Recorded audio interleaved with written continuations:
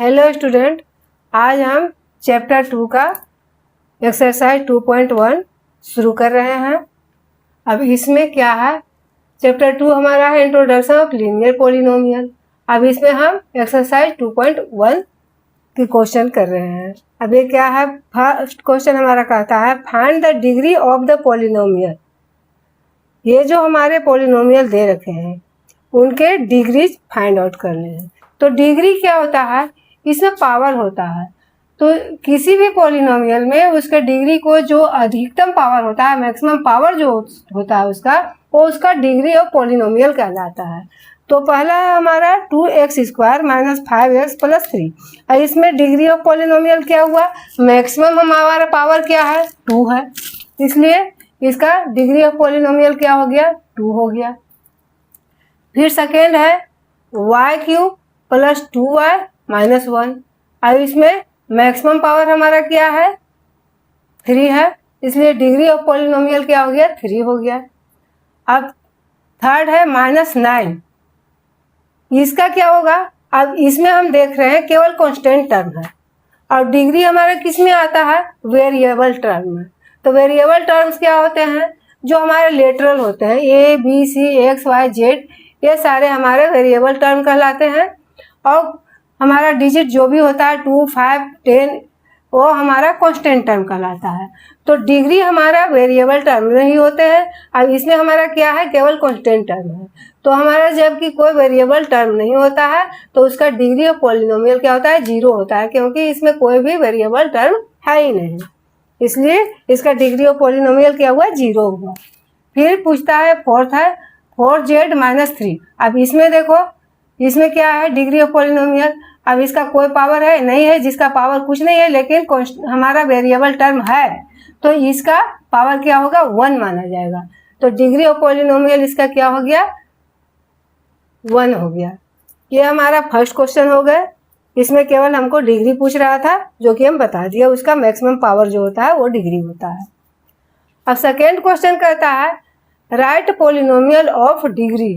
अब हमको पॉलिनोमियल बनाने हैं, उसमें डिग्री दे रखा है, 1 दे रखा है, 2 दे रखा है और 3 दे रखा है, हमारे पावर दे रखे हैं और उस पर बेसिस हमको पॉलिनोमियल्स बनाने हैं।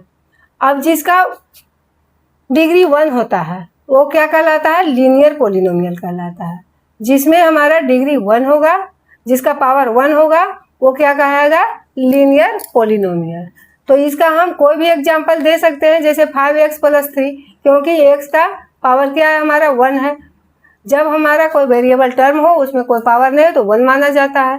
तो ये हमारा इसका एग्जाम्पल हो गया।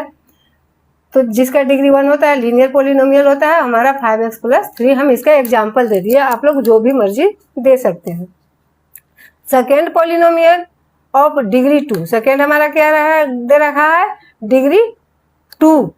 पॉलिनोमियल ऐसा बनाना है जिसका डिग्री 2 है, तो उसको क्या कहते हैं, क्वाड्रेटिक पॉलिनोमियल। जिसका पावर 2 होता है वो क्वाड्रेटिक पॉलिनोमियल कहलाता है।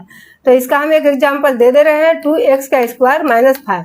यहाँ पर आप 3x² या 5y² कुछ भी एग्जांपल दे सकते हैं। फिर है थर्ड, कहता है पॉलिनोमियल ऑफ डिग्री 3। अब ऐसा पॉलिनोमियल जिसका डिग्री 3 हो, पावर 3 हो, वो क्या कहलाता है, क्यूबिक पॉलिनोमियल कहलाता है। जिसमें पावर 3 होता है वो क्या कहलाता है, क्यूबिक पॉलिनोमियल कहलाता है। अब पावर का मतलब मैक्सिमम देखा जाता है। अब इसका एग्जांपल हम दे देंगे, 4x³ + 3x + 1, मतलब कि एक इसमें पावर 3 वाला आना चाहिए, तभी हमारा क्यूबिक पॉलिनोमियल बनेगा। ये तो हमारा सेकेंड क्वेश्चन खत्म हो गया। अब थर्ड क्वेश्चन क्या कहता है, थर्ड क्वेश्चन कहता है what are the coefficient of x² and x³ in the polynomial 4x का पावर 4 - 3x³ + 6x² - 2x - 7। ये है हमारा। अब कोफिशिएंट क्या कहलाता है, कोफिशिएंट होता है जैसे कि मान लो x² है, इसके मल्टीपल में जो भी होगा वो इसका कोफिशिएंट कहलाएगा, जो कांस्टेंट टर्म होता है। मतलब कि जिसका कोफिशिएंट निकालना है उसके मल्टीपल में जो कांस्टेंट टर्म होगा वो उसका कोफिशिएंट कहलाएगा। तो इसमें x² के साथ क्या है, हमारा 6 है, तो हमारा x² का कोफिशिएंट क्या हो गया, 6।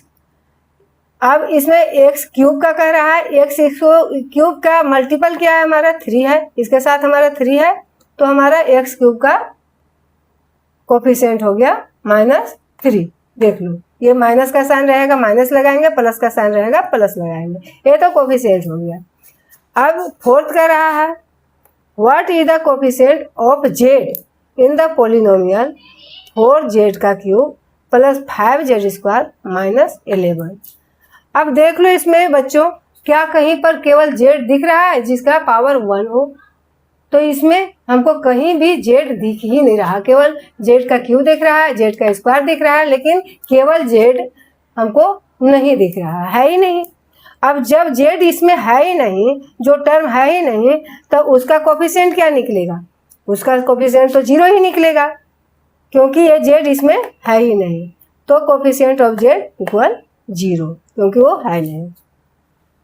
अब फिफ्थ क्वेश्चन कहता है what is the constant term of the polynomial. ये पोलिनोमियल है 9x का cube plus 5x square -8x -10, ये हमारा पोलिनोमियल है। अब इसका कहता है कि कांस्टेंट टर्म क्या है, तो कांस्टेंट टर्म हमें बताए कि जिसके साथ कोई भी वेरिएबल नहीं होता है, मतलब लेटरल इसमें कुछ हो नहीं, x y z a b c कुछ भी नहीं हो, केवल डिजिट हो, उसको हम कांस्टेंट टर्म कहते हैं। तो हमारा कांस्टेंट टर्म क्या है इसमें? -10 है। तो कांस्टेंट टर्म ऑफ पॉलिनोमियल क्या है हमारा? -10 है। ये हमारा एक्सरसाइज 2.1 खत्म हुआ। अब हम आगे देखेंगे 2.2 के क्वेश्चन क्या कहते हैं। Thank you.